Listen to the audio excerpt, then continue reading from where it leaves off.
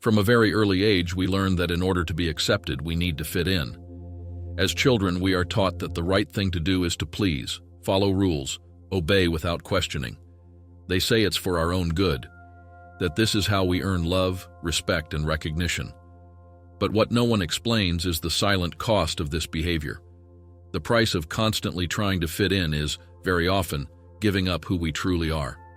You study to be praised, not because you love to learn. You smile when you want to cry, just to keep up appearances. You choose safe paths, not out of passion, but out of fear of judgment. And over time, this wears you down. It takes something essential from you: authenticity. That version of yourself that acts freely, that expresses without fear, gets gradually smothered.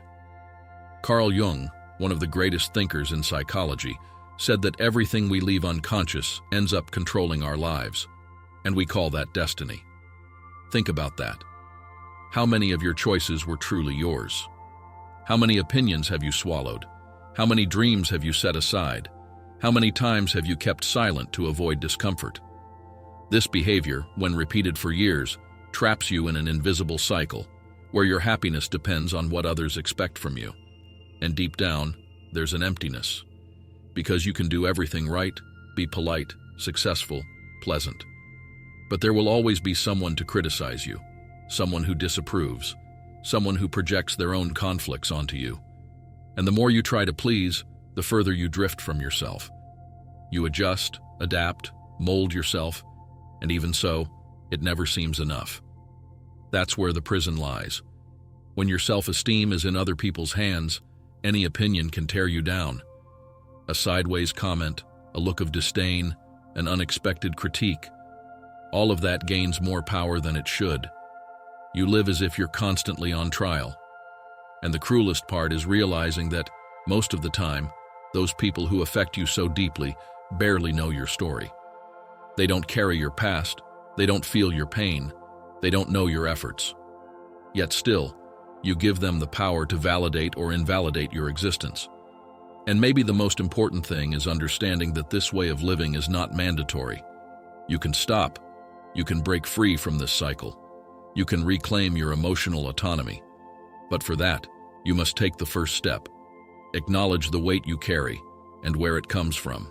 But even when you realize this weight, there is still something inside you trying to keep everything under control. As if by acting the right way, speaking the right way, always being correct, it would be possible to avoid rejection, failure, and criticism. There's a dangerous illusion here, that if you do everything perfectly, people will like you, no one will judge you, and everything will go according to plan. But that is a silent lie, one that only feeds frustration and anxiety. You can give your best, and someone will still say it wasn't enough. You can be kind, and still be misunderstood. You can plan every detail of your life, and still be caught off guard by something beyond your control. The truth is that trying to control everything outside of yourself is like trying to hold water in your hands. No matter how hard you try, it always slips through. And the tighter you squeeze, the faster it runs out. And that's where suffering is born, from the desperate attempt to avoid what cannot be avoided. You try to please, to avoid conflict, to predict reactions. But all of this keeps you trapped in a constant state of tension, because deep down, you know you'll never have full control. Not over people, not over the future, not over how others perceive you. You can repeat your intentions 1,000 times. You can justify yourself, explain, reveal your whole self. And still, you will only be understood to the extent that the other is capable of seeing. Each person sees the world through their own lenses, and that is not within your power to change. It's not within your control to prevent someone from misunderstanding you, from creating unrealistic expectations, from projecting their own ghosts onto you. And still, you blame yourself. You think you weren't good enough, that you could have done things differently. But the truth is simpler, and at the same time, more liberating. Not everything depends on you. Not everything is under your control. And as uncomfortable as that sounds at first, there's immense peace when you accept that reality. Because it's precisely when you let go of the need for control, to predict, to please, to meet expectations, that you begin to breathe more lightly. That's when a new kind of strength is born, a more solid one, that doesn't waver in the wind of others' opinions. A strength that doesn't come from pleasing everyone, but from being at peace with yourself. And that peace begins when you realize you no longer need to carry the weight of the world on your shoulders. And it is in that space of understanding that something deeper begins to emerge, an uncomfortable but necessary question. Who are you when no one is watching? It's when you ask yourself who you are without the gaze of others that you begin to realize how much of your identity was built to survive, not to truly live. Throughout your entire journey, you were trained to meet external demands, not out of malice, but out of repetition. Childhood already gave the first signs. Good behavior was rewarded with affection, and rebellion with punishment. Little by little, you learned that being accepted meant following the script, an invisible yet rigid script, where any deviation was grounds for disapproval. And so, a seed was planted. The belief that, in order to deserve love, you had to meet expectations. Growing up became a silent marathon to reach standards that were never yours. Good grades mattered more than actual learning. Appearance became more important than emotional health. Success, measured by external achievements, turned into a currency for validation. You were conditioned to believe that your worth was out there, in the eyes of those judging you, in the expectations of those around you, in the mold of a society that profits off your insecurity. Because yes, there's an entire system built upon your internal doubt. The more inadequate you feel, the more you consume. Clothes to feel accepted, procedures to fit in, courses to seem more capable. Everything revolves around the idea that, on your own, you are not enough. That you need something more, something you don't yet have, to finally be worthy of respect, love, belonging. But there's a problem with this logic. It never ends. It's never enough. There's always a new standard to reach, a new step to climb, a new way to prove your worth. You're pushed to chase goals that don't fulfill you. They only distract you. And the more you run, the further you drift from yourself. It's like being trapped on an emotional treadmill. You make an effort, you move, you get tired, but you remain in the same place, emotionally exhausted. The cruelest part of all this is that even when you achieve what was expected of you, there's still an emptiness. Because recognition from others is fleeting. It doesn't last. And soon comes the next demand, the next "you should," the next expectation. And so, your life becomes defined by an endless sequence of approval-seeking attempts. But what if you no longer had to prove anything? What if, for a moment, you stopped running? What would happen if, instead of trying to fit in, you simply accepted yourself as you are? Not to settle, but to free yourself. Because it's precisely in that pause where performance fades away that something rare yet powerful begins to emerge. The reconnection with who you truly are, without filters, without fear, without the need to fit anyone's mold. And it's curious how, when you truly start seeing yourself, without using others' eyes as a mirror, you begin to notice how attached you were to things that were never really yours. Attached to ideas, expectations, versions of yourself created only to survive. Attachment, despite how it may seem, isn't always a sign of love or care. Often it's a reflection of fear. Fear of not being accepted, fear of losing, fear of not having worth on your own. How many times have you stayed stuck in situations, in relationships, in patterns that no longer made sense, simply because you were afraid to let go? Afraid of disappointing someone, of being judged, of being misunderstood. It's this silent attachment that keeps you chained to a life that no longer represents you. And the most paradoxical part is that the more you try to hold on, the more you lose your lightness. Everything becomes effort, tension, control, as if every step had to be calculated so you wouldn't displease anyone. But detachment, when it matures, gives you something that attachment never can: freedom. Not a careless or distant freedom, but a conscious freedom, where you learn to love without clinging, to want without depending, to live without losing yourself. It's when you understand that you can care deeply for someone and still not let that person define your emotional state. That you can have goals, dreams, desires, but they don't need to consume you or define your worth.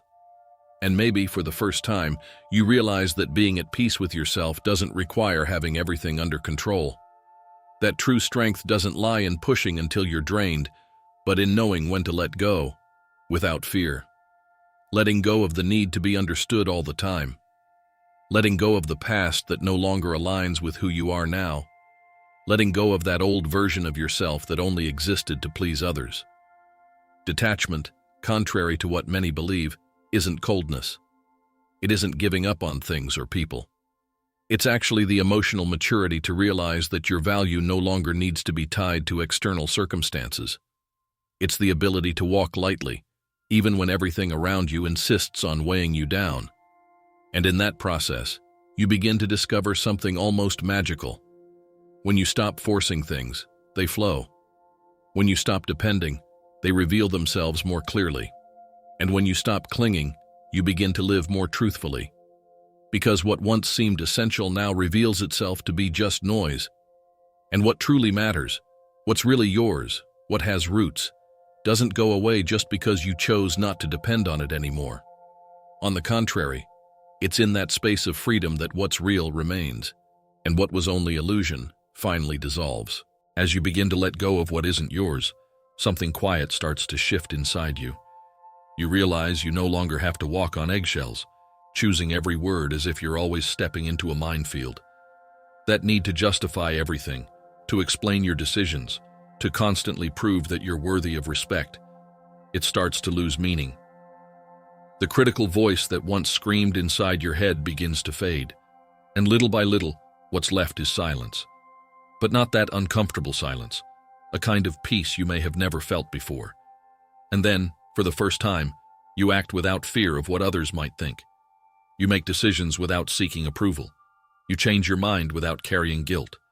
Not because you've become cold or indifferent, but because you've started to trust yourself. Your compass is no longer external. It now points inward, and that changes everything. Anxiety decreases. The weight on your shoulders lightens. Your mind, once a battlefield between what you wanted and what others expected, now finds clarity. It's not that you stop making mistakes or stop caring about anything. It's that you learn to take a stand with awareness, not out of impulse. You learn to say no without feeling cruel.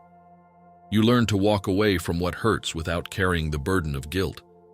And interestingly, when you stop desperately seeking acceptance, respect starts to come naturally, because there's something magnetic about someone who's comfortable in their own skin. People notice. They feel the difference between someone who lives for approval and someone who lives from their own truth. Your presence changes. Your posture changes. Your energy changes. You're no longer vulnerable to petty criticism, to hollow judgments, to opinions that once shook you so easily. Rejection, once your greatest fear, now looks more like life's natural filter. Because when you know who you are, what others think is no longer a sentence. It simply becomes what it is, one opinion among many, with much more to do with them than with you. And then something surprising begins to happen. Your relationships become lighter, more authentic. You connect with people through affinity, not obligation. Your choices are no longer survival strategies. They become declarations of identity. You no longer have to shout to be heard, nor hide to be accepted. Your presence alone carries strength. And it's in this state, where what others think no longer holds you back, and what you think of yourself begins to blossom, that true freedom begins to take shape. And when that freedom begins to bloom, you start to see the world with new eyes. What once kept you up at night now barely tickles. The opinion of others, which once defined you, is now nothing more than a distant sound. Not because you've become insensitive, but because you've understood, in the deepest part of your being, that no one but you has the authority to say who you are. The masks begin to fall, one by one. You no longer feel the need to play roles to fit in, no longer feel obliged to appear strong when you're tired, or happy when you're hurting. You no longer need to mold yourself into images that don't reflect your truth. And in that process, maybe for the first time, you look in the mirror with calm. Without rush, without judgment. Just recognizing yourself. That version of you that once lived suffocated beneath layers of demands, expectations, and attempts to be accepted. it begins to emerge. And it's not a perfect version. It's human, full of doubts, flaws, and parts still under construction. But now, all of that is part of your strength, because you no longer want to be flawless. You want to be whole. And the most surprising thing is that the more you accept yourself, the less you feel the need to be accepted. Emotional dependency fades away. Comparisons lose their power. The fear of not pleasing dissolves. And in its place, a deep tranquility arises, the kind that comes when you no longer have to fight to be who you are. You become emotionally unshakable. A mean comment no longer finds anything to cling to. A disapproving look doesn't break you. A situation beyond your control doesn't paralyze you. Because now, your center is within you. And that changes everything. Your days become lighter, even when challenges appear. Your decisions become clearer, even when they're hard. Life continues with its ups and downs, but now you walk through it with steadiness, without bowing to every criticism, without falling apart at every rejection. Because nothing and no one has the power to shake what you've built within yourself. And that's when you truly understand. Life was never about pleasing the world. It was never about fitting into someone else's mold. It was never about proving your worth. Life, from the very beginning, was always about remembering who you are and having the courage to live from that place. If this video made sense to you, if at any moment it touched something inside you, leave a like. It shows that this kind of content is worth spreading. And if you want to continue this journey of self-discovery with me, subscribe to the channel. Here we talk about real life, true emotions, and the courage to be who you are. See you next time.